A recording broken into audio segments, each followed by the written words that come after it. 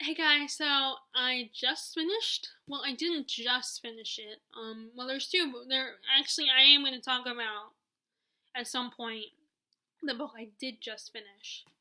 Um, but I just finished Harry Potter and the Goblet of Fire in my rereading of Harry Potter. So I just have to get past the fifth book, and then I will feel confident that I can continue the series. I mean, I don't like. I don't mean I can't continue it, but I mean, as in last time I tried to do a reread of the series, for some reason I couldn't get past book five.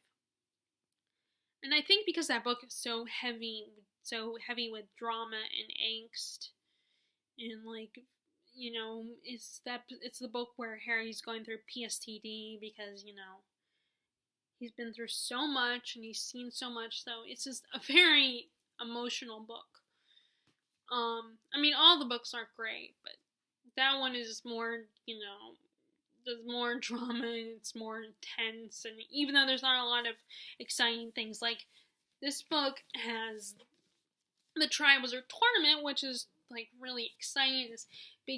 This tournament, this game that the Harry gets mixed up in, and just I think this is probably one of my favorites. It's this one, Prisoner of Azkaban, and possibly the Half-Blood Prince. Okay, so in case you don't remember, or you haven't read the book, okay, in this is the fourth book, in this one, it's Harry's fourth year at Hogwarts, and this year, this Triwizard, first this year, before he starts school, he gets to go to, the Quidditch World Cup, which is like the World Cup for soccer. It's like the Wizarding World version of the World Cup of soccer, and or America's NFL stuff, like games like that.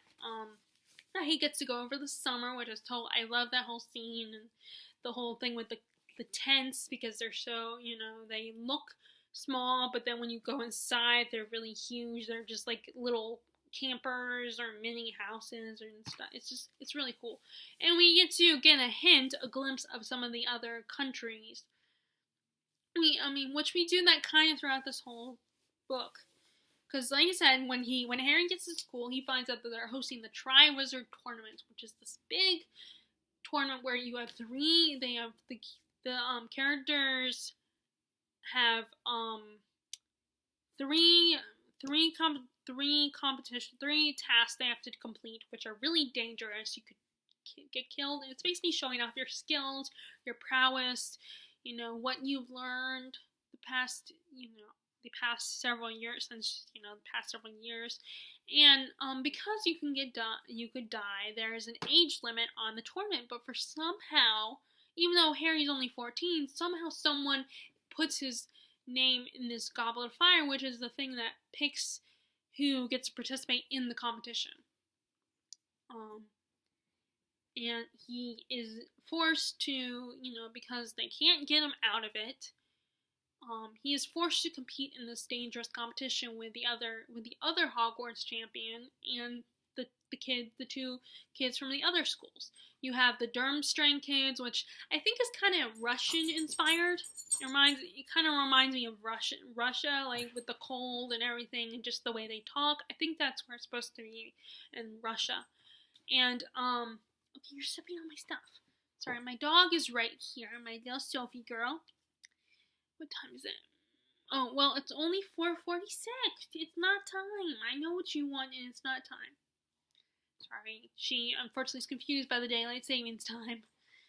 Unless of course she might need to go out, but hopefully that won't be out. And then there's the I don't know how to pronounce it, because when I heard it in the movie, they say Beauxbatons. But on Jim Dale's reading of the book, he calls it Beauxbatons, but maybe so I don't know which is the correct way to say it. I said Beauxbatons while I was reading this in my head, because that's how they call it in the movie. I figured the movie is more accurate, but I don't know, maybe not. Only accurate as in how you say things. Because I'm sure, but maybe, I don't know if J.K. Rowling told these people how to say it. Which is French, which is in France. And that the Fleur Delacour is the one that's the champion from that school, and Cedric Diggory is the other Hogwarts champion from Hufflepuff. But let's see, Victor Crumb is the one from Durmstrang, and he is, he's this champion Quidditch player. He's that Ron kind of has a boy crush on, I think. He's like a major fanboy of this guy. So, like, there's the 310. So, the only problem, though, is everybody at the school thinks he somehow cheated. Somehow he hoodwinked the Goblet of Fire, which we know he didn't. But the whole school turns against him, and everybody's all supporting Cedric. And even Ron is kind of pissed at Harry. He won't support Cedric, but they have this underlying issue in their relationship. Because Ron he's poor, he always gets secondhand things. He's not the adorable baby sister. He has, overachieving brothers. So it's like he's kind of the middle one. So and then he has his best friend who is already famous. He's famous for surviving the killing curse. And so there's all these underlying issues between them, and he believes that somehow he also believes Harry hoodwinked the Goblet of Fire, put his name in there. So this whole, the whole first half of his time when he's at school is everyone turned against him, even Ron, and his only best friends are Hermione and Neville. And of course, although it's funny that I think in the movie they put more emphasis on his relationship with Neville than his relationship with Hermione. I think Hermione seems to choose to hang out with Ron in the movie in a way, but maybe not. I think that's interesting. Some of the changes they make are very interesting, I feel like, in the movie, and I want to know why they make them.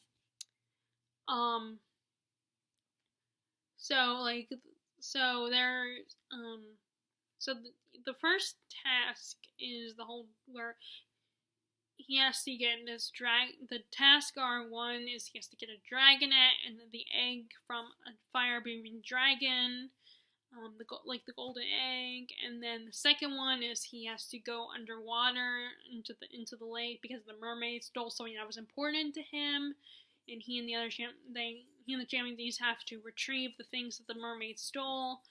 And then the third task is this big, huge maze. And so that's what the whole book is about. Harry competing in these tasks and dealing with this drama with his relationship with Ron. And there's a couple subplots. There's a subplot about Hermione where she gets into this whole thing about elf rights because she sees how the elves are treated and she wants to give them, she wants to liberate them. She wants to wants them to be treated equally. But the problem is the elves are so accepting of their current status that it's like they think what Hermione's saying is blasphemous. It's like, how dare she say this? How dare she want to set us free? How dare she want to give us clothes and all that kind of stuff? And then the other subplot is something like there's something going on with there's one of the I can't remember what his role in the government was. One of the government officials who is helping run the task and is run the Triwizard Tournament, and is Percy's boss, Percy Weasley, Ron's older brother, is Barty Crouch, and something's going on with him throughout the books. Like, he seems very ill and stuff, and Harry doesn't, and Harry keeps getting involved, somehow, gets mixed up in that, too, and, so like I said, this is probably my favorite, but like I said, that, there's also Half-Blood Prince. I think I like that one. I really like that one too. But it's been a while since I read the book, so I'm not 100% sure. I really love rereading, and there's so many things that were left out of the movie, like Hermione's little thing about trying to, well, it's not little, but Hermione trying to set the house elves free and give them equal rights. that whole storyline, and we get the character of Ludo Bagman, who was not included in the movie. And while I'm reading this book, I was thinking about if they redid the Harry Potter like into a TV show, because I think it would have made a better TV show. I was thinking about actors who could play the part, and I couldn't think. It was hard because some of the people that I think could act the part didn't have the right look. Like Sir Patrick Stewart, I think would do a great job as Ludo Bagman. He looks athletic, but he's older, and Ludo Bagman's supposed to be kind of an older, athletic, and I think he could play the whole jovial personality, but kind of a little like there's a little bit of sleaze to him too. Or I was thinking about that Chris Hemsworth. I think he could do a really good job at the part. Again, he has the right physique, and he also has the blonde hair, and I think Ludo Bagman is supposed to be blonde. That's the only problem with Patrick Stewart, is he's not blonde, he's bald. And I think he can also play that role really well, too. So I was thinking about who could play the roles, and, like I said, the movies were great. It's just, I have kind of, like everybody else, like a lot of people, I'm sure, there are issues that I have with the movies, but the movie adaptations are never, or the show adaptations are never, not always most of the time they're not always as good as the original material, as the book. But sometimes in my opinion, sometimes they're better. Like, sometimes it's easier for me to watch a movie that's based off a classic, or a miniseries based off a classic, than it is to actually read the book, especially because the writing style is hard to get into at times. And sometimes they can be a little boring. At least to me, anyway. So,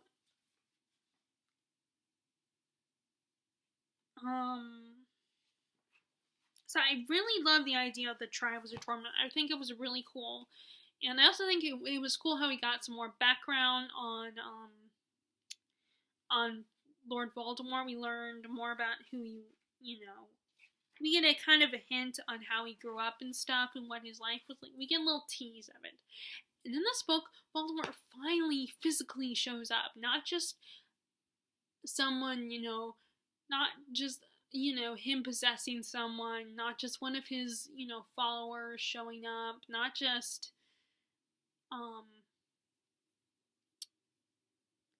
not just a ghost of him or something, but a physical, real, or like, not the past version of him, but a physical, present-day manifestation of Lord Voldemort. Not just the manifestation, the actual man. So we finally get to finally get to see him in the present. The only thing is, I kind of agree with, the booktuber, what is her name? She's one of my favorite booktubers. Let me look at my list. Oh, here it is. Oh, there it is. Sorry about that. Murphy Napier points out something that Voldemort, he doesn't really do anything. I mean, he's scary and intimidating, but his little lackeys are do more of the work, and I kind of agree with them that they're more scary than Lord Voldemort. And this is coming from someone who grew up reading the books. I'm almost the same age as Harry. I think he might be older than me, though. But yeah, I mean, I never thought about it, but yeah, he isn't the most intimidating villain. I mean, or at least he's not the most scary villain. I mean, he's not. I mean, I hope I don't get hate for this. Although I don't think, I don't think he has a lot of, like, he's not like Snape, where he has a huge fan base. So, but I was happy that we finally get to see him. Not just hints of him or anything like that, but actually him. Let's see, what else? What else did I like about this book? I love the character of Mad-Eye Moody. He was such an awesome character. And one of my favorite chapters in this book is the Unforgivable Curses, where Harry has his first lesson. Harry and his friends had their first lesson with Mad-Eye Moody, and he talks about the unforgivable curses, even though he's not technically supposed to. And and that scene is even more interesting when we get the twist at the end of the book. there's like a twist at the end of it. If you have, by chance, have not read the book and are still reading the series, there is a little bit a twist at the end of the book connected to his character that makes that scene, the Unforgivable Curses chapter, very interesting. But that is one of my favorite scenes because it was so intense and such a scary, like, and it's just you really, see, it's the first time Harry gets a glimpse of the thing that killed his parents and how he survived. I mean, he's always been told these things, but then he's never, like, he was a baby at the time, so he doesn't vaguely remember. He vaguely remembers what happened. Like, he remembers a flash of green light. So for the first time in that moment, he sees the unforgivable curse. He sees how it actually happened. Like, what was the thing that killed his parents and tried to kill him? He actually sees it. Him and Neville are severely affected by that lesson, because we learned some stuff about Neville having to do with one of the curses. And it's just a very interesting moment, and like everyone else is totally clueless about it. I mean, they go quiet when Mad-Eye Moody's like, and there's only one known person to have survived this. And like looking at everyone goes silent, looks at Harry because they know because he's sitting in that room, and he's like, I think Moody, despite the little twist with the character, Moody and Professor Lupin are my two favorite of the Defense Against the Dark Arts teachers. Although I think Say probably would have been good at the class. He's just really strict and probably not as nice about it,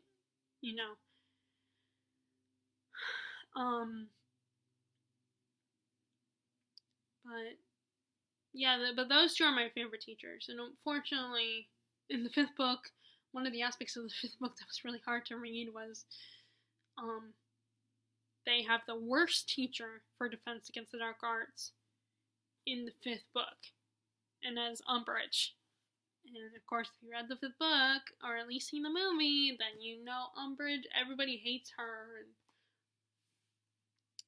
Let's see. So, we also get we get our first, like, kind of, like, in the movie, I don't remember if we got as much in the book itself, but we did see a little bit in the movie, like, the hint of the romance, because unfortunately, in the first three books, they're kids, they're still like 11, 12, so they don't understand hormones and stuff yet, but then in this book, they're experiencing hormones for the first time and dating and stuff, and Harry has this crush on a girl, Cho Chang. Unfortunately, and there's this whole, one of my favorite moments is the Yule Ball scene, which is like part of the whole Trident Wizard tournament. This huge ball that they celebrate, and the champions open up and they dance with their partners, and Harry tried to ask out Cho Chang, but by the time he got up the courage to ask her, Cedric Diggory had already asked her, so there is this whole animosity between him and Cedric is totally unaware of it. And it's kind of funny how Harry hates on Cedric because he's like, you stole the girl I was into, he's like, and he just is like, oh, he's just a stupid pretty boy, but he's really not. But I think that's only because Cedric got to Cho first. But I really like the Yule Ball, and I love how in the movie, you don't, like, in the book, she only says they're wearing dress robes. And, she sort of describes the dress robes and what they look like, the color they are and stuff, and some of the designs, but in the movie, we actually see them in, like, the girls are all in actual dresses, not just robes. Because I'm sorry to J.K. Rowling, but whenever she refers to the robes, I think of actual robes. Like, well, I guess, I think of either the thing that that a judge wears, or I think of what you wear when walking around your house in your PJs, like my robe. So in the movie, we actually get to see them in ball gowns, not just like robes that are more girly colors. We actually get to see them, like, and the guys in the movie kind of get robes that look like suits. That actually look like suits, which is really cool. So I don't know. It's funny that I don't know why, but I did not realize that these were the champions. That these were the other three champions. I thought this was like Barney Crouch and Barney Crouch Jr. because he is introduced. He plays a big role in the story. But nope, these are all the three champions. Sirius Black is in this book. We met him in book 3, and he still is part of book 4. He's not as in it as much as he was in book 3, which he is one of my favorite characters. I love his character. I love how much he cares about Harry. And it's funny that you realize in book 5 that he kind of, because he sees James and Harry, so he kind of projects how he's with James into Harry. That's a big issue that's brought up in, I don't know if that's in the 5th book or not. I mean, I guess I'll find out, but I remember in the movie, he calls Harry James in the big fight scene in the movie. I don't know if that's in the book, though. I can't remember, but that's in book 5. We're talking about book 4 here. Now my only problem, like, I'm very particular about writing style.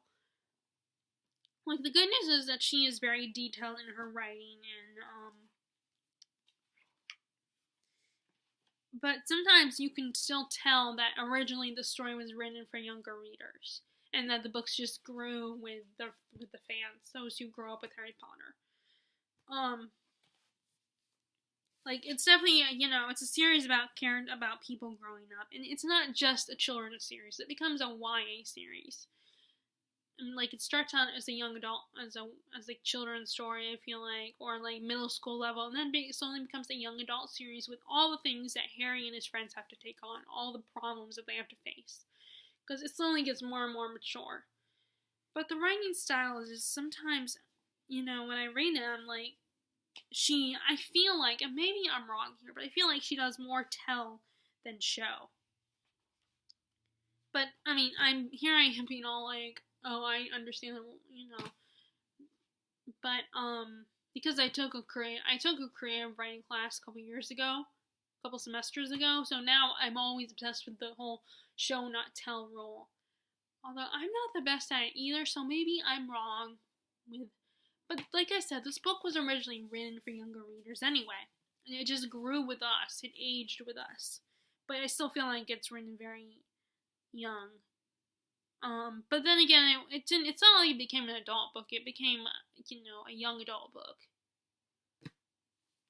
So, but I still love the story. Maybe that's a lame criticism, I mean, because I have a hard time coming up with criticisms for the series. But there are so many good things. Like, I love the character of Luna Bagman. I love the whole Triwizard Tournament and the Yule Ball. I feel like the book is very funny. And it's even funnier on the screen because, you actually get to show the humorous things, like how people say things that makes it funny. It's hard to write humor, I think, because, you want to explain, humor, what makes humor funny is not the explanation, but how it's said, and if you understand it without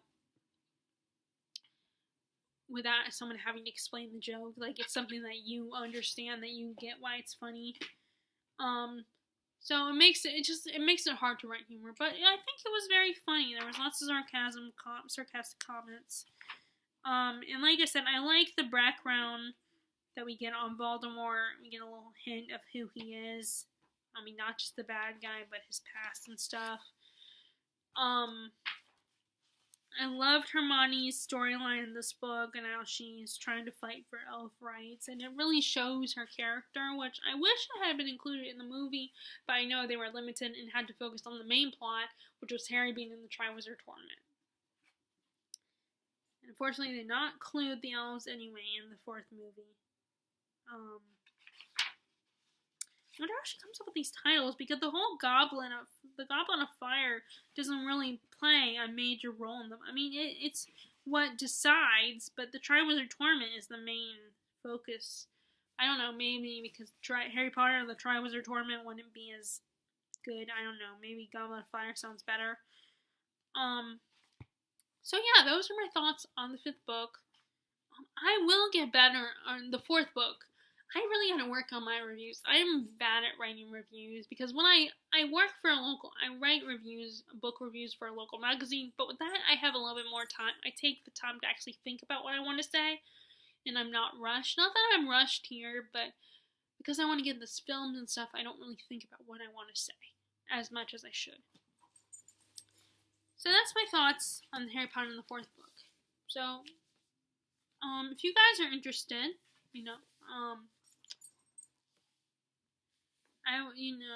well, if you're already reading the books, you're saying that you are interested. Like I said, I think this is one of the best ones, but it also depends on what you like, what aspects of the Harry Potter series you like. This one, there's lots of magic involved. There's the whole Triwizard Tournament, the Quidditch World Cup. This one is funny, and there's some angst in the book, but there's 10 times more angst in book 5 than in this one. So I gotta read that one next. I don't know when I'll read that one. I don't know if I'll read it this month because I'm trying to go with a little bit of a dragon theme this month and read books about dragons. This one actually had a dragon in it. Because like I said, the first task Harry is trying to get the golden egg from the dragon. It introduced a lot of great characters in this one. So there are a lot of cool things about this book, about this fourth book. So, I hope you guys like my review. I will get better at these, and, I wonder, does this really do anything if you suggest to people, if you like it, give it a thumbs up? I mean, does it encourage you guys? I don't know, because, I mean, maybe it does a little bit because, although I'm, if I like the video, I like it, not necessarily because someone told me to like it. But maybe subconsciously that message gets into my head, I don't know. So, well, I'm gonna say it, like, if you like this video, give it a thumbs up, and